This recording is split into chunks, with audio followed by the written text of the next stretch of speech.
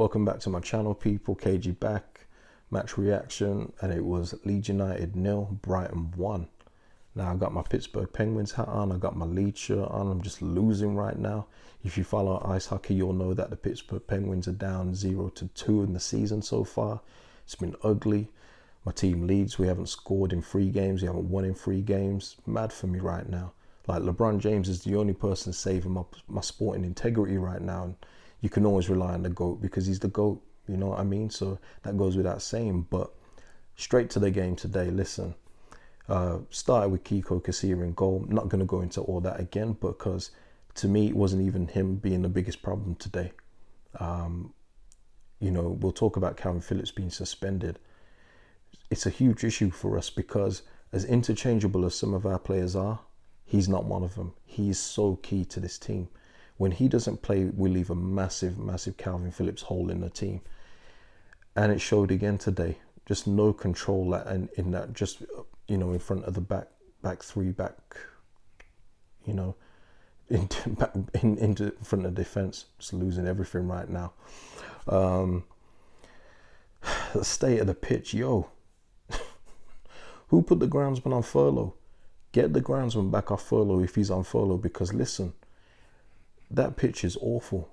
That pitch needs to be sorted as soon as possible, ASAP Rocky, because the way that we like to play football, we cannot play football on that pitch. You know, I've seen League 2 pitches in better condition than that. It's unacceptable. What has happened? Who's let it get into this condition? It's mad. And it's been like this for a little bit now. Why are the club not sorting it? You know, we have to sort out the pitch. For the way that we want to play football, we need that pitch to be flat. It looks like a whole bunch of moles have just been poking their head out of the pitch. You know what I mean? And just like gone back in and just keep on poking their head around everywhere. It's mad. The pitch is a disgrace. It's mad.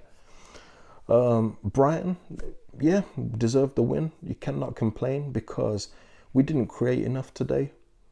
Even though we had a lot of the ball, we didn't really do much with it except for kick it out of play.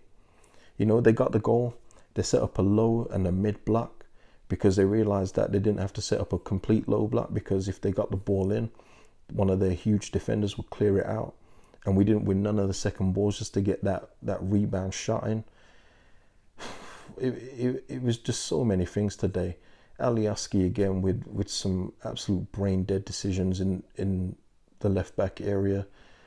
And this is what I'm talking about when I'm saying that we need better players. You know, that's just one area though.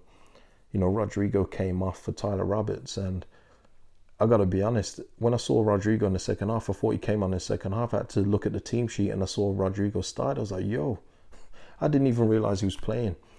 Not really on. I don't think it's his fault though. I think that he needs to play further forward. I don't think he's a central midfielder. I think he's trying to adapt to that position.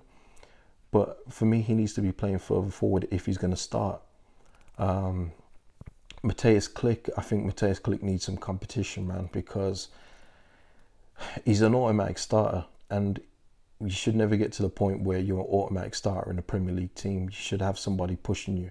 And there's no one behind him pushing him. We do need another central midfielder. You know, and, you know, he's put in a couple of subpar performances. I think he could do with some competition in the midfield just to get that jolt up, because he's taken so many touches as well. Whether that's a confidence thing, I don't know. Because Klich is better than what he's showcasing. He's definitely better. But, you know, he's our only option at the minute. Unless they try and wheel out Forshaw in a wheelchair or something. I don't know. But even then, Forshaw in the Prem at this stage, I don't think so, man.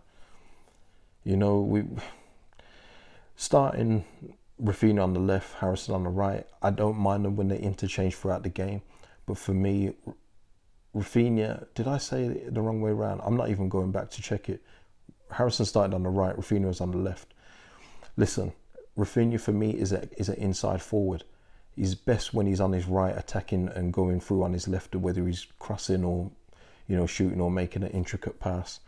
You know, he did the damage on the left, you know, put Brighton, you know, stood a Brighton defender up and just went round him like it was nothing. But we don't have a lot of Rafinhas in the team, you know. We need more of him in there. We need more Rafinhas and less of some of the other guys in here. You know, you can be thankful for the promotion squad, but sometimes let's be more thankful in 10 years when we bring him back for a reunion and go, thank you so much, you know. But that's another story. Listen, let's just stay on the game. So many overhit passes today. I mean, the amount of times the ball went out for a goal kick and we saw the Brighton goalkeeper take 20 minutes to take the goal kick was last count of it. Out of play, you know, Brighton players just moving the ball and taking 10 minutes to take a throw. Listen, it's game management, I understand it, but it happened so many times because the passing was just sloppy, you know. And Rodrigo went off, and as much as Tyler Roberts give us a little bit extra, I'm not setting my bar on the floor, and it's not going to hell. So I'm going to say, listen, we need something better than Tyler Roberts when we're bringing on a sub. You know, he provided a little spark, but did anyone really think that Tyler Roberts was going to score when he came on? If he did, let me know. I didn't have the faith in him. I will demand with everything, you know, from the power of my living room. But I didn't see it happening today. Pablo came on, overhit passes. Poveda came on. Listen, it's just not happening for us at the minute. And the worrying thing is, I don't know if we're going to get any reinforcements in this window. You know, I don't know. We need to, but I don't know if we will. Because the thing is, we're safe enough to not get relegated. I know that. But you don't want the season to go, you know, off a cliff, you know, and just survive. I don't want that. You know, I'm still thinking that we can finish 10th, around 10th place. And I think we'll do that once we get back on track. You know, we got Newcastle next. We've got Steve Bruce, Chip Shop Manager, FC. And if we've got to take advantage of them again, just like we did before. We'll use Newcastle and try and use them as a way to get back into form, because they're there for the taking. Some people would say that we're here for the taking right now, but I don't think it's that serious. But, you know, not to score in 3 games, and especially when 2 of them against Brighton and Crawley, with all due respect, it's very deflating. It's a bit disheartening. And we just have to pick it up, man. We have to get that win again, get our mojo back. You know what I mean? Get our free-flowing football again, and we're not going to do that on this abomination of a pitch that we've got. So yeah, I mean, there's not really much else to say about the game. Oh yeah, no, there is. There was something that really bugged me. I want to know other Leeds fans' thoughts about it as well. The lack of appealing.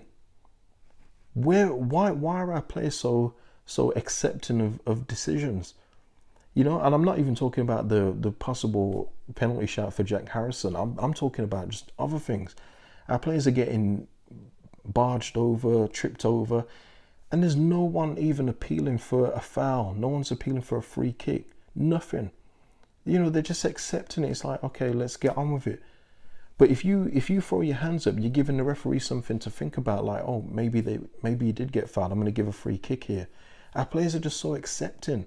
And even when Luke Ayling tripped over Trossard and got a yellow card for it, you know, before the referee called him back, Luke just took it. And it's like, yo, I did not, you've got to go, I didn't touch this guy. You know, you have to be a bit more aggressive, not aggressive all in the referee's face, you know, COVID and everything. Well, I'm talking about just appeal, man. Give the referee something to think about. That really bugged me today. Did it bug anybody else that watched the game? Did you notice it? I know I noticed it a lot. Maybe I'm going on about that a bit too much, but you have to give the referee something to think about.